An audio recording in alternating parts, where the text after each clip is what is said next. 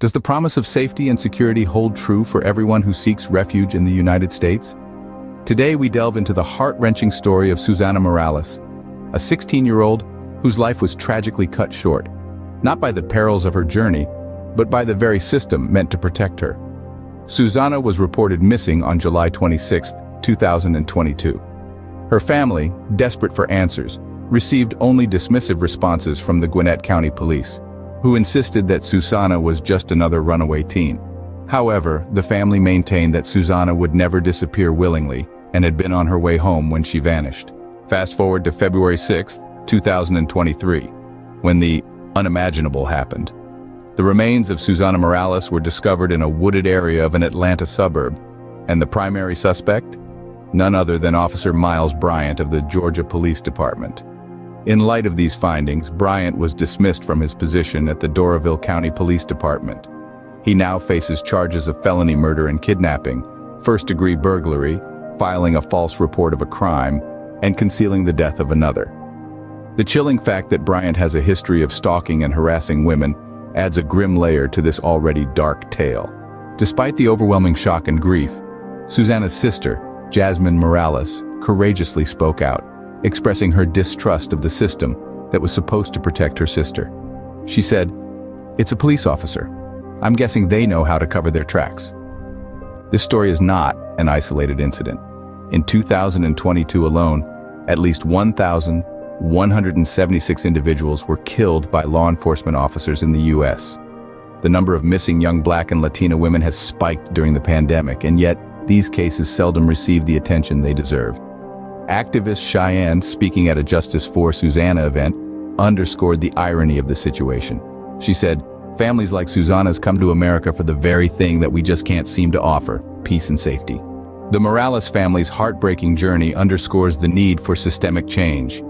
We urge you, our listeners, to demand justice for Susanna and countless others who have fallen victim to police violence.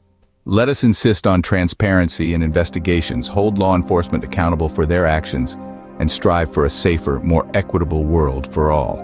Because every person deserves the promise of safety and security, no matter where they come from. In the chilling winter of 2013, a crime of such brutality tore through the quiet town of Bucks County, Pennsylvania, that it left an indelible mark on the community. An unsuspecting family was bound and terrorized, their home, a place of safety, violated. A decade later, justice finally reached out its long arm. On a seemingly ordinary day, the 18th of January 2013, two men allegedly stormed into the residence of Joseph Cannizzaro. The suspects, with cold, calculated precision, bound Cannizzaro's girlfriend and his 12-year-old son before proceeding to ransack their home. The horror did not end there. The district attorney's office alleges that one of the men, 50-year-old Thomas Delgado, sexually assaulted Cannizzaro's girlfriend. As the assailants plunged the residence into chaos, Cannizzaro's girlfriend and son managed to escape the nightmare unfolding within their home, alerting the authorities. The Hilltown Township Police arrived on the scene only to discover a grim sight. Cannizzaro was found deceased in his garage, his body bearing the brutal testament of multiple stab wounds. The assailants had made off with Cannizzaro's truck, leaving behind a trail of destruction. Investigators later located the abandoned vehicle at a shopping mall. Nearby, a pair of gardening gloves was discovered, a silent witness to the crime that had unfolded. Sent to the FBI lab for DNA analysis, the gloves revealed the presence of an unknown male. Within the violated sanctuary of Cannizzaro's home, officials discovered a trove of 11 cell phones, though only 8 were functional. As the years rolled on, the unsolved case remained a haunting specter in Bucks County. It wasn't until 2019 that investigators made a breakthrough. Delving into the evidence left inside the stolen truck, detectives uncovered a black mask bearing traces of DNA. DNA that matched none other than Thomas Delgado. Further investigation into the cell phones unearthed a series of communications between Cannizzaro and Delgado, dating back to 2011. Contact had been made on multiple occasions, painting a picture of a connection between the victim and his alleged assailant. On the 10th of January 2024, almost a decade after the heinous crime, Thomas Delgado was apprehended. Charged with criminal homicide, rape, robbery, burglary, kidnapping, and criminal conspiracy, he now awaits his fate in the Bucks County Jail, held without bail. A decade may have passed, but the wounds inflicted on that fateful day in 2013 remain fresh.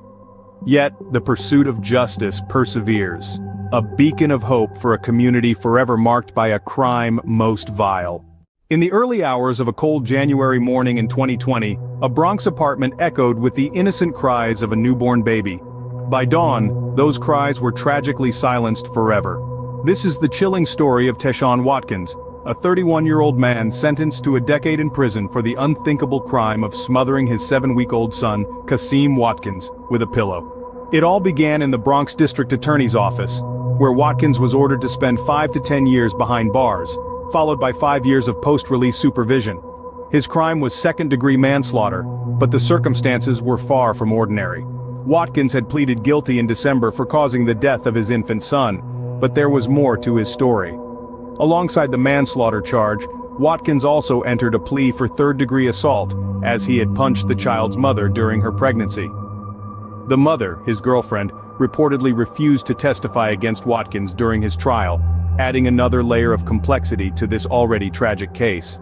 Initially, Watkins was charged with an array of crimes, including 2 counts of second-degree murder, first-degree manslaughter, and endangering the welfare of a child. The fateful day was January 29, 2020. Watkins was at home with his girlfriend and their 3 children.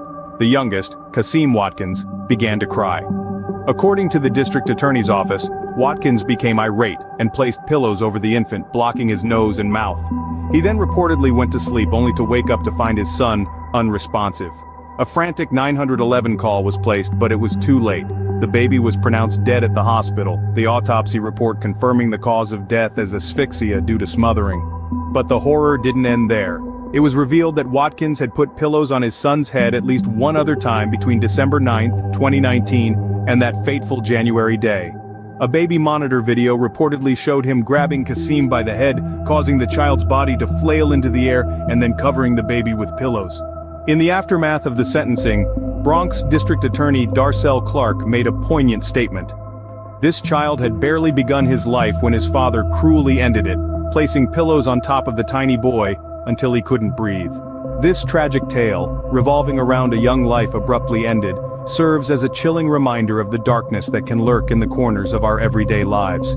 A newborn's cries for attention were met with violence, and a father's impatience led to a loss that can never be undone. The story of Tesan Watkins and his son Tesan is a heartbreaking chronicle of a crime that defies comprehension. Can you imagine the terror of being forced to assist in the disposal of a body, the lifeless form of one of your own housemates?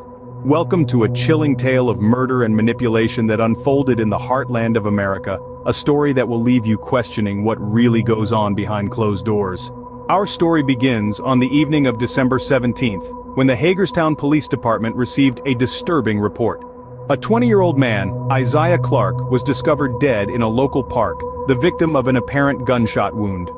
The trail of clues led investigators to a residence on the 14,000 block of Ditto Road in Montgomery Township, Pennsylvania, where 2 women disclosed a horrifying sequence of events. They detailed a minor verbal dispute between Clark and their housemate, a 31-year-old man named Shane Bradley. The argument escalated rapidly, with Bradley allegedly firing a single fatal shot from a pistol. But the crime didn't end there. Bradley, they claimed, forced another roommate to assist him in moving Clark's body to his car. With the body in the vehicle, Bradley reportedly coerced the 2 women and the male resident into the car, driving them under duress to Terrapin Park in Maryland. There, he removed Clark's body and released the 2 women. Leaving the park, Bradley drove off with the other male, who was later found unharmed by Maryland State Police.